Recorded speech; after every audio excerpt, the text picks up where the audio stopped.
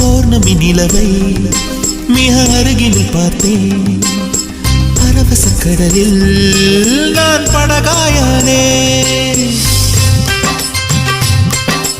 தேவத கண்ணில் திரு தூண்டிலை பார்த்தேன்.